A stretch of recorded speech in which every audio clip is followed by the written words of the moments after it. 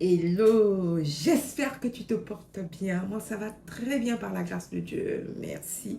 Vous savez, depuis que j'ai pris conscience, je travaille sur moi, depuis que j'ai entamé le travail sur ma personne, je me rends compte de beaucoup de choses. Je comprends certaines choses que c'est pas que je ne comprenais pas, mais je ne conscientisais pas. Je me suis rendu compte qu'on est dans une société qui nous demande tellement trop des choses. On a tellement des choses à penser. On est beaucoup plus concentré, par exemple, pour le boulot, pour ceux qui ont des postes de responsabilité, que même pour sa propre famille. Oui, j'ai remarqué que même dans certains couples, les femmes ou bien les hommes, on met plus leur patron à la première place, leur responsable à la première place que leur propre famille. Et tout ça inconsciemment. Par mes propos, je ne dis pas que, en tout cas, les parents ont négligé ou bien négligent leur famille. Non. En fait, par des actes, par l'attitude, lorsqu'on commence à conscientiser, on se rend compte qu'on va, par exemple, privilégier aller au travail que d'emmener l'enfant à l'hôpital.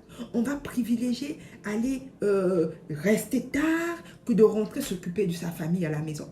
En fait, on va privilégier, quelquefois on ne travaille pas le week-end, mais on se prive, c'est-à-dire on prive les enfants de notre présence pour donner, pour aider la société. En fait, on est dans une société qui pousse tout le monde à aller dehors et qui nous demande par leur façon de fonctionner, qui prend nos enfants, qui éduque nos enfants, qui donne ce que nous, en tant que parents, on est censé donner.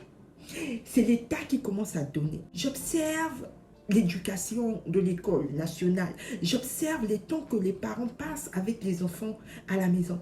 Et je me rends compte qu'il y a un problème. Il y a un problème parce que les enfants passent beaucoup de temps à l'école qu'à la maison. Et nous, on passe beaucoup de temps à l'extérieur qu'à la maison. Donc, le peu de temps qu'on va rester avec les enfants, il faut éduquer en même temps, il faut rattraper des devoirs. On se retrouve parfois, quelquefois, débordé.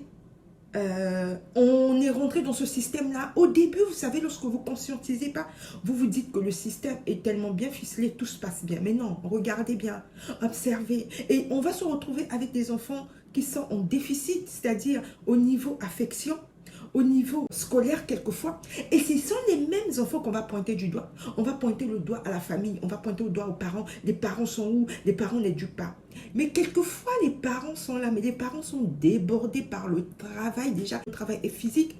La distance est épuisante parce qu'il faut partir et revenir. Si on ne travaille pas, c'est beaucoup de choses. Donc, vraiment, question de, tout simplement, lorsque la conscience te revient, tu rattrapes tes enfants. Mes frères, les enfants sont en train de partir en sucette. Je ne sais pas si vous êtes autour de l'observer. Hein. Rattrapez l'éducation des enfants. Honnêtement, privilégiez vos enfants. Privilégiez. Vous savez, il y a une dangerosité dans l'égalité hommes et femmes. Nous, en tant que femmes, hein, ça fait plaisir quand on parle de l'égalité et tout. Mais c'est un piège. Ils nous ont piégés. Ils nous montent la tête contre nos maris pour qu'ils puissent sacrifier nos enfants en leur donnant une éducation médiocre, en leur inculquant des valeurs qui ne sont pas les nôtres. Si vous, à la maison, vous ne voyez pas tout ça, si vous n'avez pas le temps, et tellement qu'on est débordé, si on n'arrive pas à rattraper, c'est des mêmes enfants qu'on va pointer du doigt. Oui, les enfants qui font tout et n'importe quoi. Écoutez, je ne suis pas là pour demander aux femmes de ne pas travailler. Attention, je dis aux femmes, travaillez, mais privilégiez votre famille. Votre famille d'abord, l'éducation de vos enfants d'abord, votre vie d'abord. Vous travaillez pour rendre riche quelqu'un d'autre. Observez tout simplement votre vie. La richesse de votre vie, ce sont vos enfants. La richesse de votre vie, c'est votre santé. Le travail a tellement tout pris qu'à la maison, les enfants ne peuvent plus prendre. Les enfants sont perdus. On est en Europe, on sait comment ça se passe. C'est tellement compliqué. Les enfants sont abandonnés parce que maman doit aller très loin pour effectivement élever ces enfants-là. Mais ces enfants-là, si vous n'êtes pas derrière, ça donne quoi? On est piégé. Mais si on conscientise, on ne saura pas piéger bêtement. C'est-à-dire qu'on va comprendre le système. On gère autrement.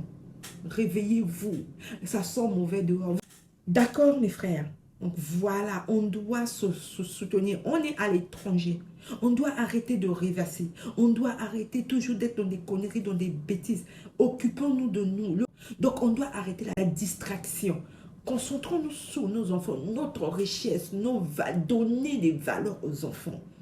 Privilégiez votre santé. Ma santé d'abord, parce que si tu fais un AVC, t'inquiète pas, tu seras remplacé en 2-2 dans ton travail. Il faut le savoir.